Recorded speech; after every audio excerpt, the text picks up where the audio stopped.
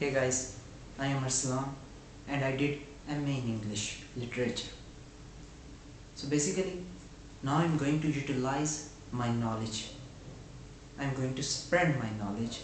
I'm going to use my knowledge in sorting out the troubles, the difficulties, the doubts which students of M.A used to have, especially in the field of classical poetry.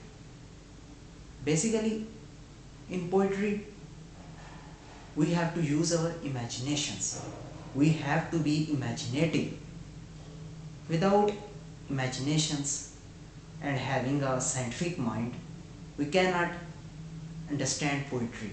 We cannot understand the feelings of poet. We cannot reach to the level of the imaginations which the poet used to create.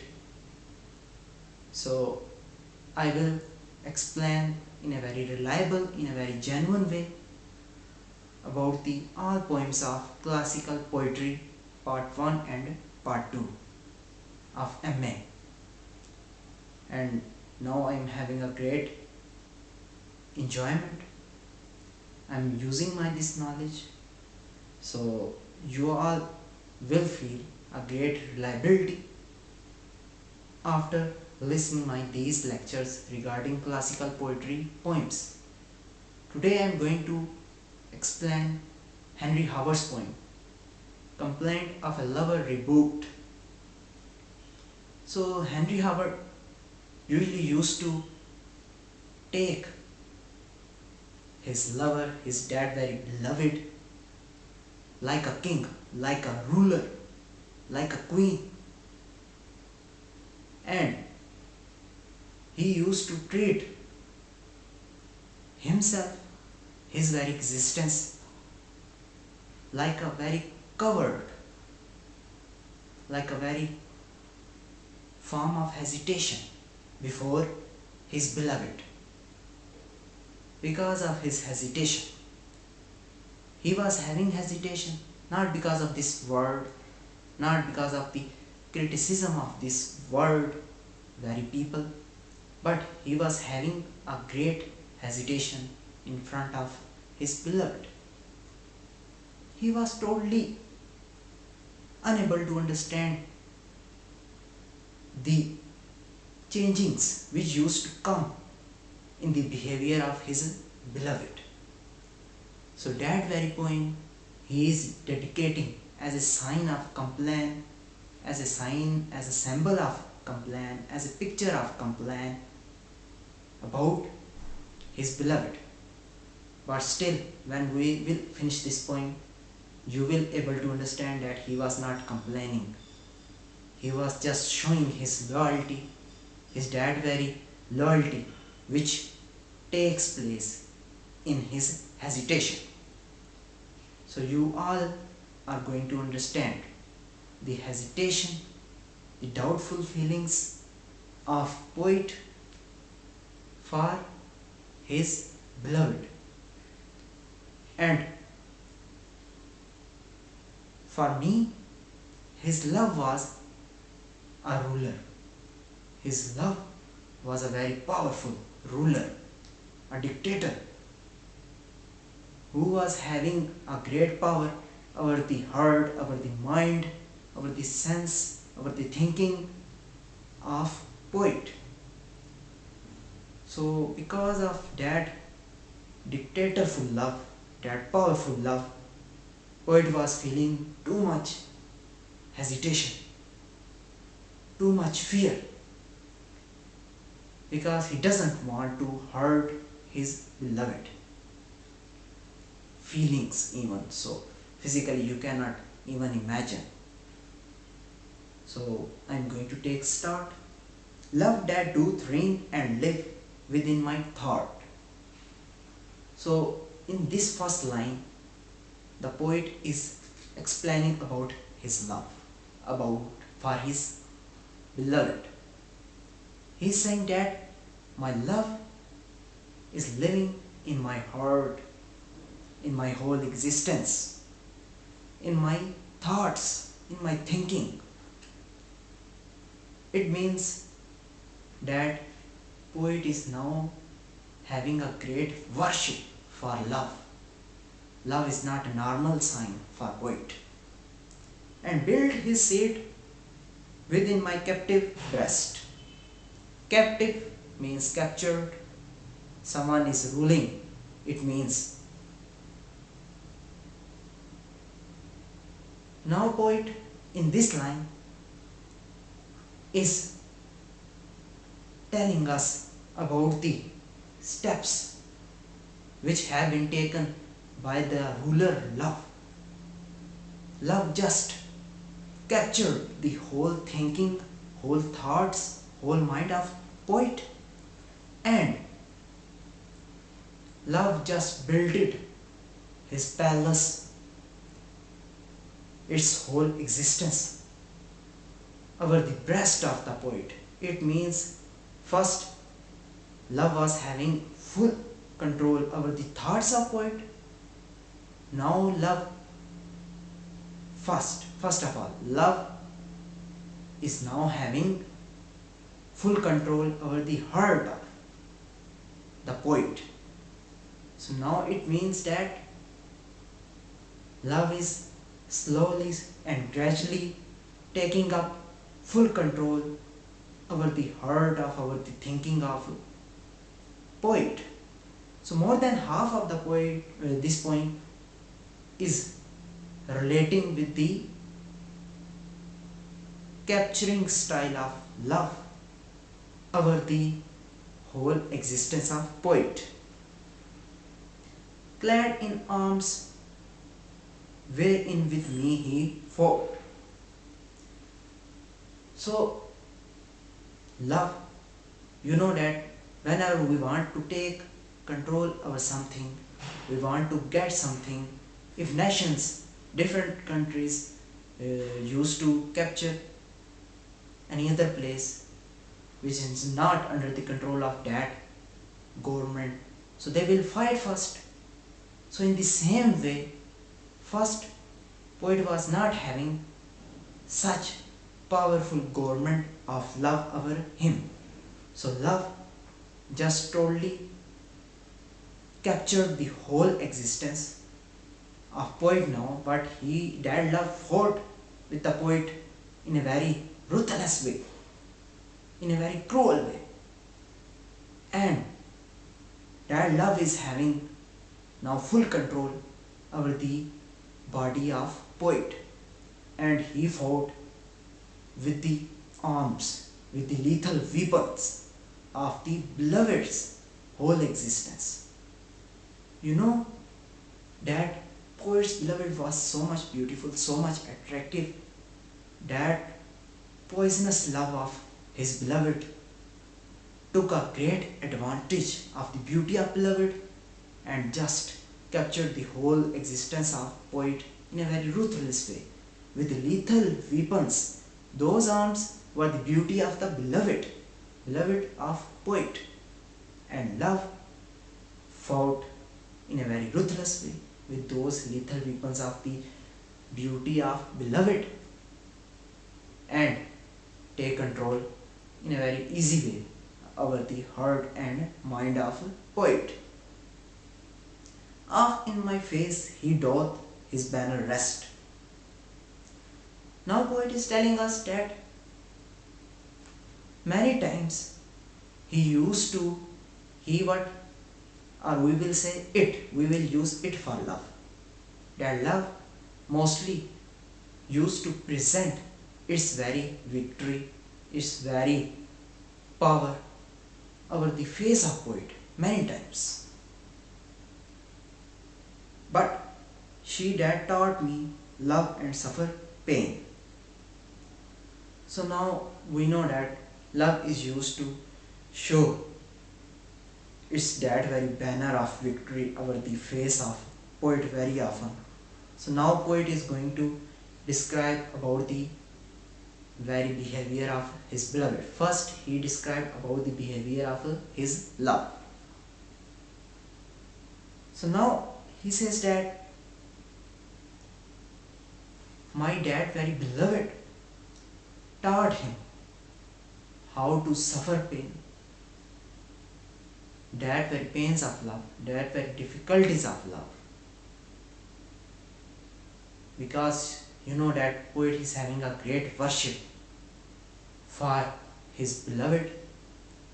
So that is why he is saying that beloved taught the poet how to love. But now beloved is ordering the poet, is just insisting the poet, is forcing the poet to suffer the pains of love, to bear the pains of love. Now beloved is applying a lot of restrictions over the poet. So about those very restrictions in these upcoming lines, poet is going to describe.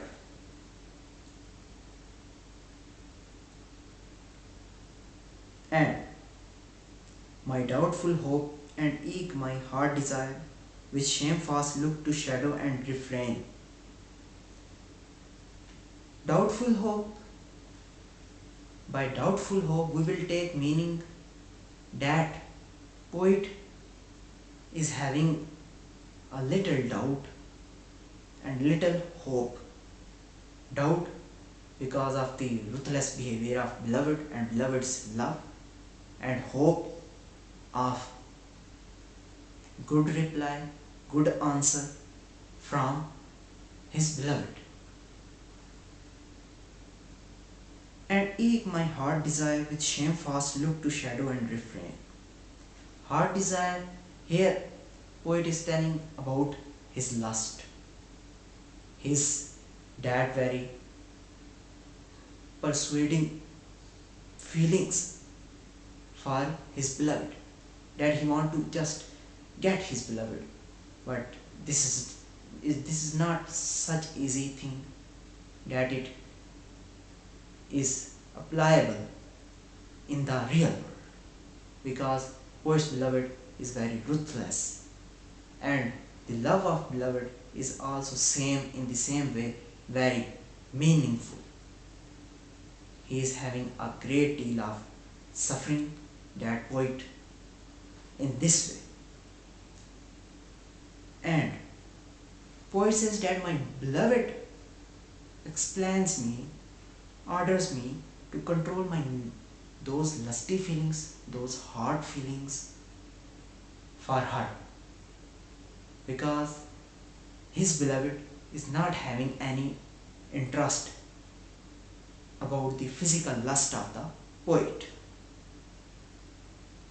Whenever poet wants to show his love towards the beloved, whenever poets want to present his love towards in front of beloved, beloved used to become full of anger, used to become full of hate. She doesn't want poet to represent his love in front of her. And that is why poet is saying that beloved doesn't want me to show my love to her. Her smiling grace converts straight to ire. Ire means anger. So whenever poet tries to get closer towards beloved or wants to make love towards beloved, beloved just becomes full of anger. If in a party poet used to enter and he wants to go closer towards the beloved, so at that point beloved used to become full of anger, full of hate. Beloved just doesn't want too much closeness with the lover, that very Henry, that very poet. So because of that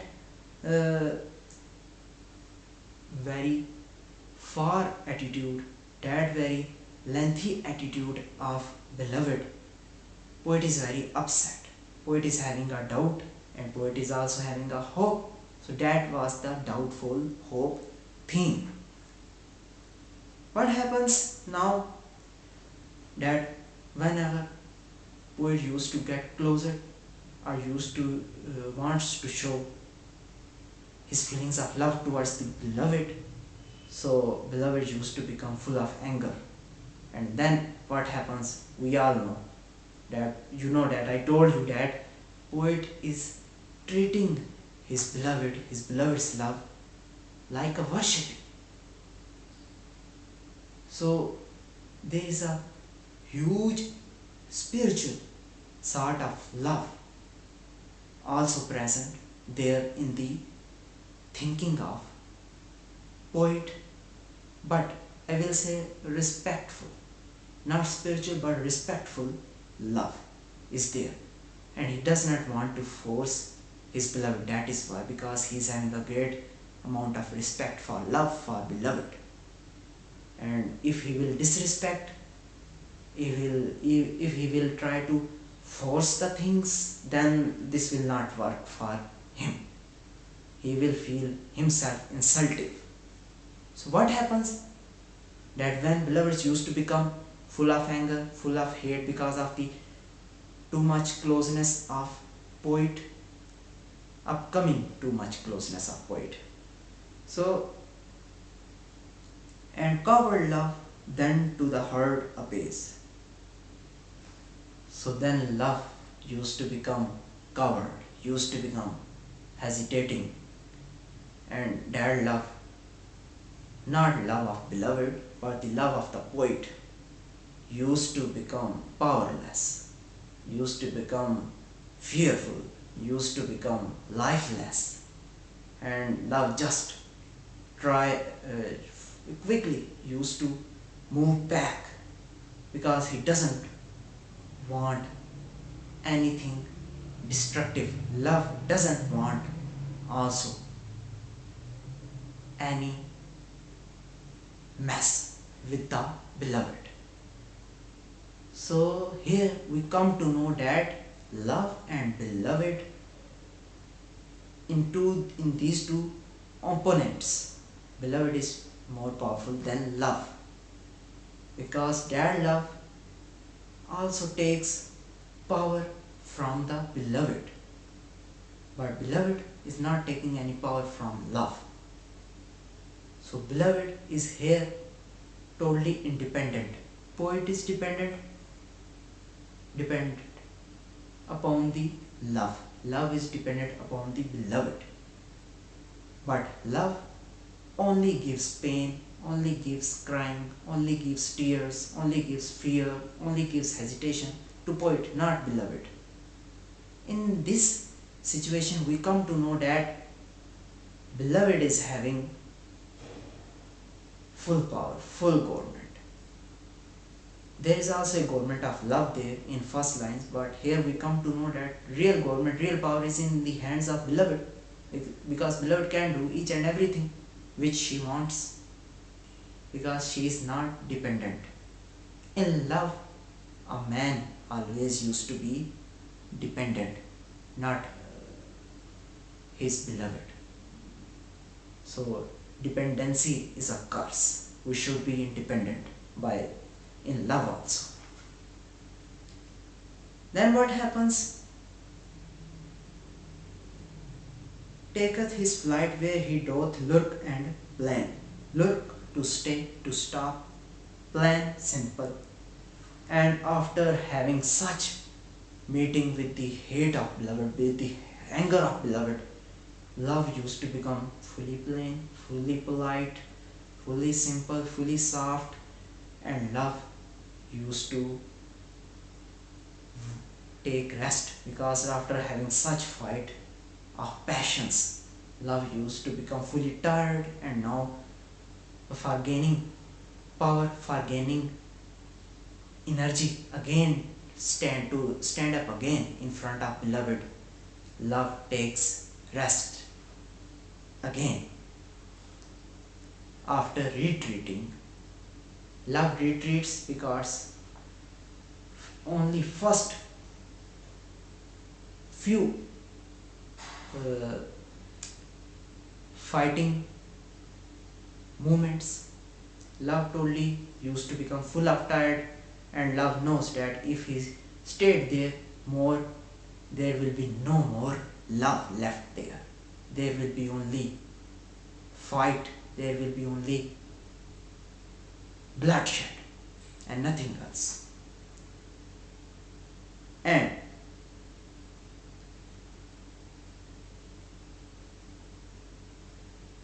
love is now taking a rest. So we will take a break little there.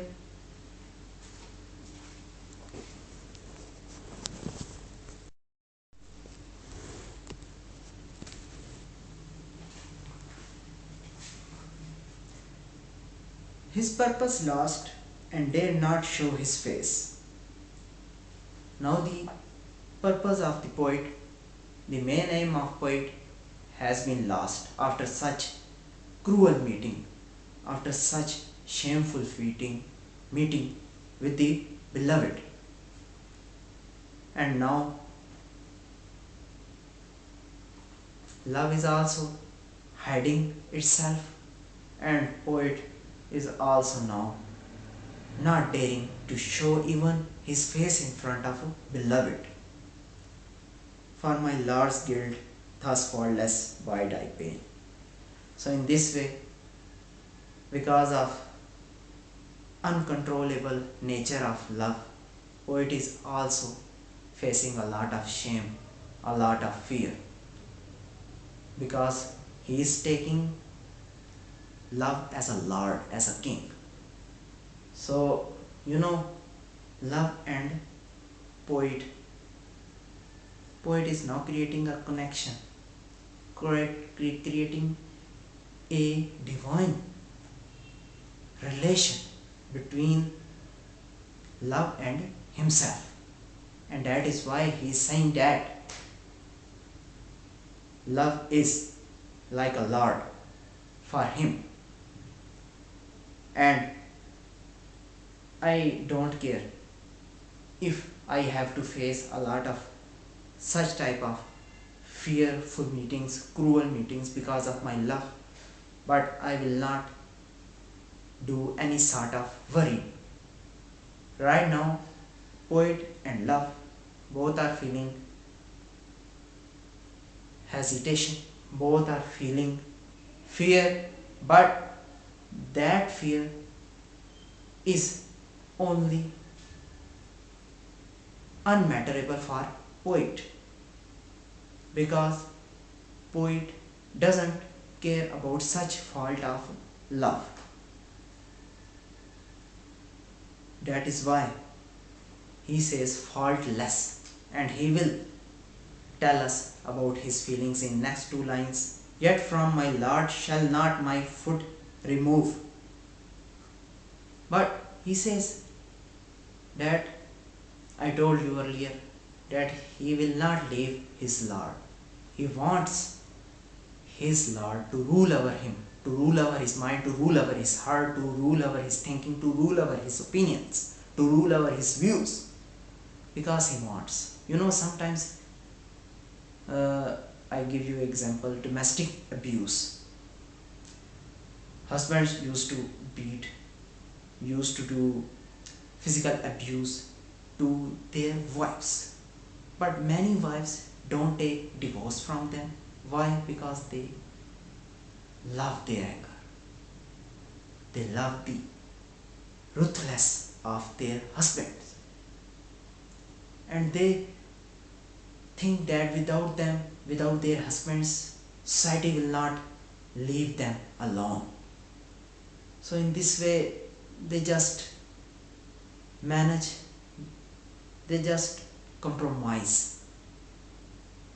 And nobody can do compromise easily, but they compromise with those cruel husbands. So in the same way, like that of cruel husband, this love is also. And like that, like an innocent wife, poet is taking himself, and he says that I know my love, my dear Lord is very cruel, very dictator like, very abusive, but I will not leave my love, because in that love I find myself, I find a mean, I find a aim, I find a purpose to live, to survive, and I am having only fear of love, of my Lord.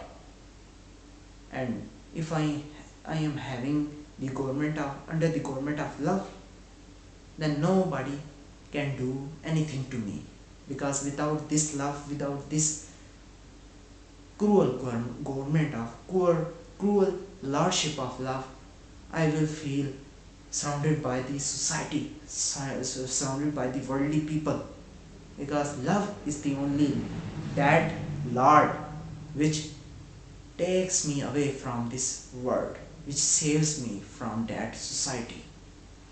So sweet is the death that taken end by love. So here he clearly tells his loyalty towards his that very love, that very Lord. That he says that if I am going to have a death, I am going to die because of my Lord's guilt, because of my Lord's fault. So I don't care, I don't give a damn, because I love to die because of my Lord, which is love. And I don't care what the other people think about me, because that will be sweet for me. That will be painless for me. Otherwise, he knows that he is suffering a lot of pains, a lot of cruelties, a lot of confusions. But he says that there he is also feeling a great friendship with those pains. And he says that he has developed such friendship with the pains that death will be very sweet. That death will not harm any pain in the during the during the separation of soul from body, because till that time there will be a complete friendship between poet and pains, because of that Lord which is love. And that of cruel nature of love, he will able to produce a very gripful, a very deep friendship with the pains. So yes, by this point we come to know about the great deep imaginative nature of poet, in this point, where first he tells us how love came over the body, over the mind of, over the heart of poet. And then he explains that in which deep way, in a great artistic way, love took full control because of using lethal weapons of the beauty of beloved. And then he says that beloved doesn't want poet to become too much closer towards her, too much physically closer towards her. So love also doesn't like such nature of beloved, because love and poet both wants to get more closer towards the beloved. But beloved used to become angry, and then both used to run away from the battlefield of love. Love's fault.